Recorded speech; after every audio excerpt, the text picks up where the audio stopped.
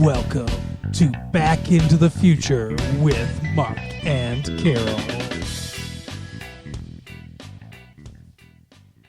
Hi, everybody. It's Mark. It's Carol, my wife. It's everyone. How you doing today, Carol? Hey, what's up? Not much. It's been great. It's been a great week. It's been a great time. We're here. It's the present. It is the present. It's present day. It's a time when we can actually talk to you guys. Yeah, it's just about the end of August 2026. Yeah. We're dealing with like adulting shit, like having a groundhog in our yard. Yeah, we've got a groundhog digging holes all over our yard. Very annoying. We've got a child that's about to, a nephew that's about to get his license. Yeah, crazy. Crazy. But we're also dealing with some sexiness. Yeah, so we watched Off Campus, guys. We did. It's so good. You absolutely all have to watch Off Campus. I enjoyed it. I mean, like, I like it because, yes, it's sexy, but it also has a really good story. And I think it has really good morals. Yeah. Like, I feel like there are things that, young people could learn from this show. Agreed. How to go down on each other. It does. No. Okay, it's not sorry. fucking American Pie. Carol's against oral sex. Sorry. I am not against oral. What the hell? No. What I think is funny is the first episode. I think the first episode is the horniest episode. Okay. Do you agree or disagree? Or at least the most titillating of the episodes. So the first episode, you have to remind me a little bit because you know my memory and that was a long time ago now. Well, the first thing that happens in the first episode is that we see Garrett's ass or whatever. Oh, yeah. She walks in on him in the shower. He's naked in the shower. So we get him naked. Yeah. Then he hooks up with some blonde woman that I thought was going to be something in the story and ended up really never being anything in the story. Well, no, he hooks up with her a couple different times, though, right? I mean, isn't that the same one he hooks up with later, or no? No. Oh, okay. But, so we see her boobs. Yeah. She's naked. We see several boobs in the show. And then Wellesley's friend, what's her name? I can't remember, the actress. Oh, I don't know the actress's name. Not the actress's name, but the character's name. The one that looks like the one that looks kind of like a young Miley Cyrus. Yeah. Does anyone else see that, by the way? I mean, no, not really. Oh. She's way prettier than Miley Cyrus. I mean, wow. Sorry. I mean, not Miley Cyrus is pretty, but I think that fired at Miley Cyrus. Allie. Allie. Yeah, Allie is very, very pretty.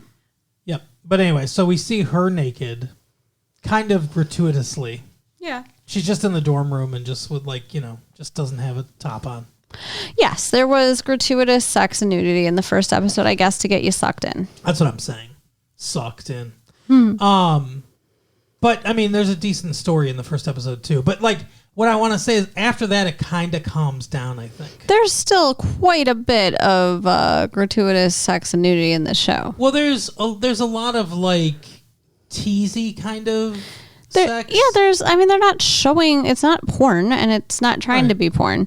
But they do, they simulate sex a lot. Yeah. They do a lot of camera cutaway. Like the big thing with the actress who plays Wellesley does not obviously want to show any sensitive parts of her body. Yeah, so I guess, that seems to be the case. We only ever see her in a bra. Right. Because, like you mentioned, she only has sex with a bra on. But often when they're having sex or, fooling around, you'll see, they cut to, feet. It's like, is Quentin Tarantino doing this? Because you can see they're having, their orgasms because the way their feet are moving. It's okay. They're curling that's almost, uncomfortable. I don't know if I've ever curled my feet during an orgasm. A toe curling orgasm. That's from Adventures in Babysitting or some shit. Oh my God, you're right. Yeah, that I saw that when I was a little kid. I saw that movie and that stuck with me.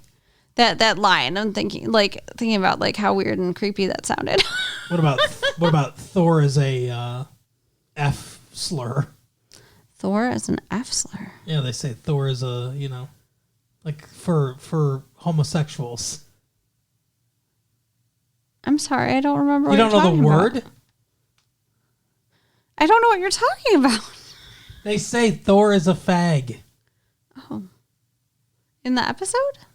In the episode of what? What are we talking In about? Adventures in Babysitting. Oh. Oh my God, follow a plot line.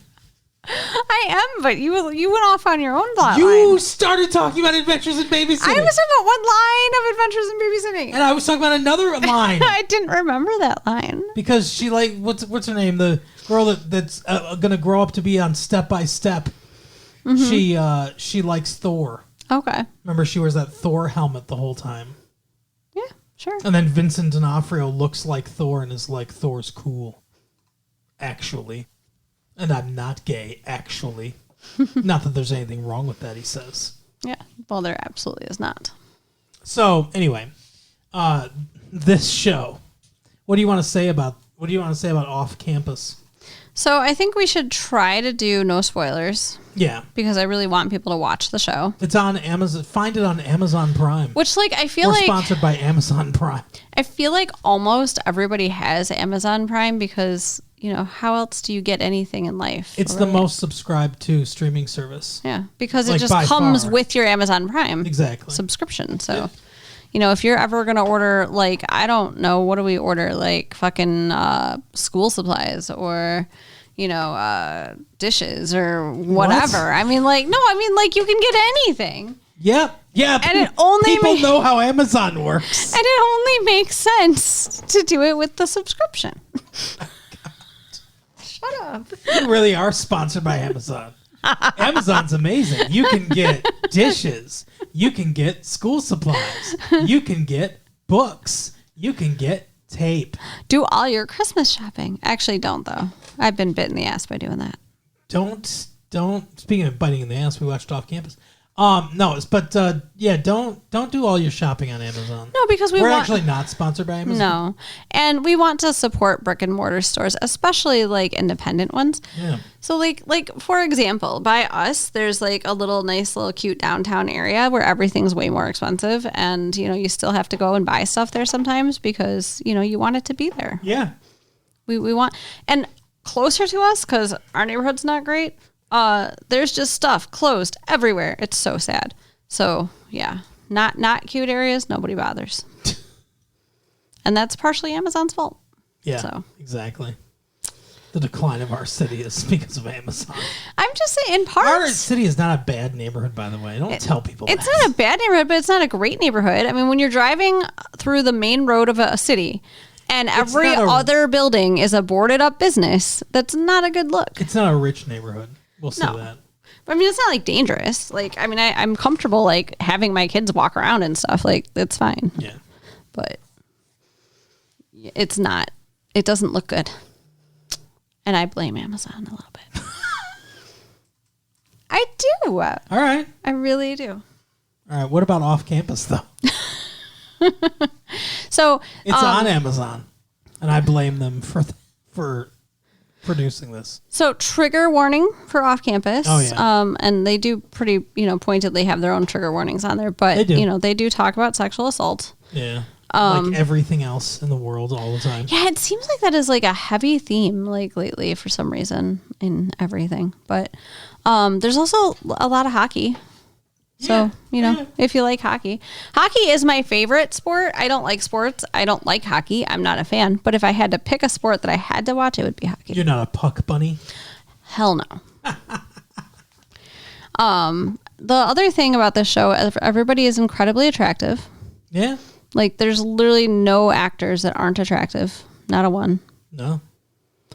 Which kind of gives it an unreal feeling. The least attractive guy is probably the guy that Allie breaks up with. I don't know. It's kind of a toss-up for me between him and the one that's always cooking, Tucker. Oh, yeah. I mean, he's like cute, but he's cute. He's not sexy. Yeah. So, but yeah, I mean, there's like... Everyone has visible abs. Right. But there is a lot of like, I think, female empowerment in this show. And there's a lot of like healthy masculinity in the show too. and it has the feel of like a 90s rom-com, It does. Very much so. but it's the opposite in every single aspect. Where it's the guy likes the girl and she's not getting it rather than the girl likes the guy and he's Right. not getting it. Well, So. and it's like he talks to his friend Dean. Garrett talks to his friend Dean, and he's all like, yeah, so like, I want to like be with this girl or whatever, and like she has problems having an orgasm or whatever, and Dean's all like, instead of being like, well, let me tell you what you got to do, lube this bitch up or whatever, like, you know, like they would do in like a 90s or early 2000s. I don't think they'd like, even have this conversation in the sex 90s or early comedy. 2000s. He's like, listen, it's all about consent. It's all about her feeling safe Mm-hmm. and validated and protected. It's like the most wholesome sex talk two men have ever had on film. But it's also so accurate. Like, what is the number one factor for a woman to be comfortable enough to have an orgasm with a guy? She has to trust him and actually feel comfortable. Wow, no one's ever trusted me. I'm implying I've never given a woman an orgasm. Okay, well, obviously that's not true. Oh, okay. Obvious. Obviously. But so, yeah, it's like you said, it's very, it does have that feel. It has a throwback feeling. Yeah. Like there's cell phones in here in this, and like they, you know, they have their own like Spotify playlists or whatever. Right. Or whatever. What's the one that, cause I think that was Spotify. Amazon owns Spotify, right? Yeah. I don't know. Yeah. I think Spotify. Yeah. I mean, Amazon has Amazon Music, so Or maybe that's what it is. It's the Amazon Music playlist. It's product integration, everyone. Welcome to entertainment right. and art. But so they have stuff like that and everything, but in a lot of ways it's very old school. They get together constantly to do things together in person. You don't see people on cell phones when they're in person usually. I mean, there's a couple times where it's like part of the plot, like, oh, I'm getting a call or whatever. Or a text, or getting snapped. Right, but mostly it's, you know, people like being together and like, yeah, it has this very throwbacky feel to it, but like you said, instead of having all the problematic stuff that some of those throwback movies have, it's all like empowering and stuff. And look, so I make an assumption, and it could be a wrong assumption, but I make an assumption that most of the people listening to the show have a reason to listen to the show because it's nostalgic, which means you're probably closer to our age than like our kids' age. Yeah, I think if you're young, that's awesome too. I mean, well, you're welcome. But you're welcome. You're welcome for the world we gave you. You're welcome for the fucking dying planet that you're inheriting from us. But I think that We did it, everyone. I think this show is like maybe meant for the younger audience, and it's People younger than us, for sure. it is still so enjoyable at our age. So I just want to tell you all, like, even if you think, oh, that's going to be for the college kids, it's not just for the college kids. No. I assume the college kids will find other things about it. They'll to probably like. identify with it in different ways. Yeah. But they also do a thing in here called Drunk Shakespeare, which I wish had existed when we were young. Yeah. That's a lot of the stuff that happens makes me nostalgic for being in college, or like you said with the Drunk Shakespeare, being like, man, why the fuck didn't we think about this in college? Let's do this in college. I just miss being able to have more than like 2 drinks without feeling like I'm going to die. But that's a story for another day. Right. But yeah, it's very enjoyable. I think a male and female perspective, which we're giving you, I think it's enjoyable all the way around. Yeah. It's a good story, got great characters, and there's a second season coming that's in production right now. I don't know when it will release, but I'm excited. It does, like you said, it is like a throwback, kind of like, it feels nostalgic in a lot of ways. But it's not just like standard rom-com stuff, because they get into heavier elements, and not just like sexual assault, heavier elements, but there's like domestic situations that are heavier and stuff like that. And, like generational trauma and stuff that they deal with. Financial concerns about college. Yeah. So there is some like, like heavier themes and everything that kind of underpin a lot of the lighter moments, because it is funny too. Yeah, I mean, it is. It's a deep show, but with a light feel. It's heavily about music and hockey. Mm-hmm. And like I wouldn't say, you tell me what you think. I don't think it goes too overboard with the sports aspect of it. Like they obviously show, some game film and stuff like that and everything, and there's stuff that's like, but I don't think it's too inside baseball. Oh no, I wasn't bored at all. Yeah. Like even though I'm not into sports, like I was fine with the amount of hockey we watched them play. Yeah. But yeah, it's very good. It's very and it's well acted. The lead character, I think her name's Ella Bright, I want to say. Ella Bright, who plays Hannah. She's a musician herself. Obviously. So, like, I think that, that kind of leads to a better characterization for her character. She's got more to draw on, Sure. Artistically, and I think that helps a lot. But yeah, it was it's very good. It's very strong. It's only, what is it, 8 episodes? Yeah, it's not a long show. No. And if you watched Shameless, Kevin from Kevin yeah, this isn't from yeah. Shameless, the actor who played him, Yep. is in this too. Who's a dad?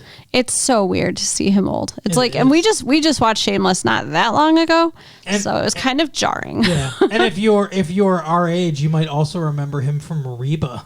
right? Yeah, Van, was that his name? Van. Yep, Van was the boyfriend of the daughter in Oh Reba. my gosh, football player. Husband, actually, they got married. Yeah, spoilers for Reba. Oh, like 2 episodes in, they get married. Come on. Plus, it's like, a 20-year-old show. Yeah, I know that was the joke.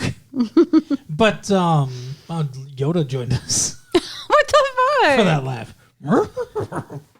You're so mean to me. I'm trying to think what else I want to say about it. There were, it's a sign of a good show when something happens and I'm like, no, don't do that, you fucking idiot. Like, Yeah. Yes, there are definitely frustrating moments where Right. they're doing dumb things. and it's, yeah. But I thoroughly enjoyed it. I think it's definitely worth checking out. Yeah. Watch for the boobs, the butts, the gratuitous sex, and stay for all the great And story. penises. Yeah. Oh my God, I forgot about that. Yeah, there's a scene where you just see like all the guys' penises. Lots of penises. Lots of penises everywhere. So Yeah, you liked that, didn't you? no, I liked the boobs more, but Yeah. sorry. I think that's going to be the consensus for almost every human. I just think- Penises are not attractive. no, they're not. Like, I mean, no offense, guys. They might feel good, but they're not I attractive. like penises, but they're not as pretty as boobs. Yeah, agreed. So, but yeah, so go in for that, stay for the rest because it's worth it. It is, yeah. If it was just, like I said, there are parts to me that feel slightly gratuitous. There are, and neither one of us are prudes, obviously. But there are scenes where I'm like, the sex is a big part of this. Like one subplot of it is, like, not to get into too many spoilers or anything. No spoilers, But please. one subplot is one of the characters, trying to achieve, intimacy and everything like that. And for those scenes, the different stuff they show, it's appropriate. It's part of the storyline. So, that makes sense. And I think it's okay if a television show or a movie or whatever wants to explore sexuality and things like that. It's okay to show nudity in those contexts. There were some where it seemed like gratuitous. Like, Yeah. I keep coming back to the alley in the dorm room for no reason for the scene at all. Just comes without her top. Well, on. like you said, that's the first episode. That was the That's getting the people hook. to come back. Yeah. Come watch our boobs. Yeah.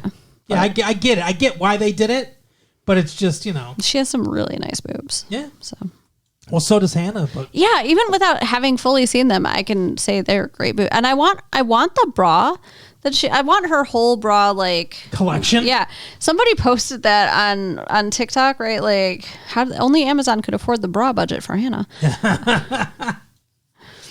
But yeah, that's for sure. It's but like we said, it's the actors, not to overshadow. Like, we don't want the nudity to overshadow the actors. The actors are really good at this, actually. Like, this doesn't feel like a Lifetime movie level acting or anything like that. They're doing really good work here and making some really good acting choices. And I think it's very well written. Yeah, it is a fantastic show. Please watch it. But yeah, And feel free to, write us with your thoughts about it. absolutely. But that is the episode for the week. Next week, we're coming at you with being in the past again. And I think next week is Jay and Silent Bob Strike Back. Okay. And then after that, Jeepers Creepers. So look forward to that. But for now, we will see you next time. Bye. Bye.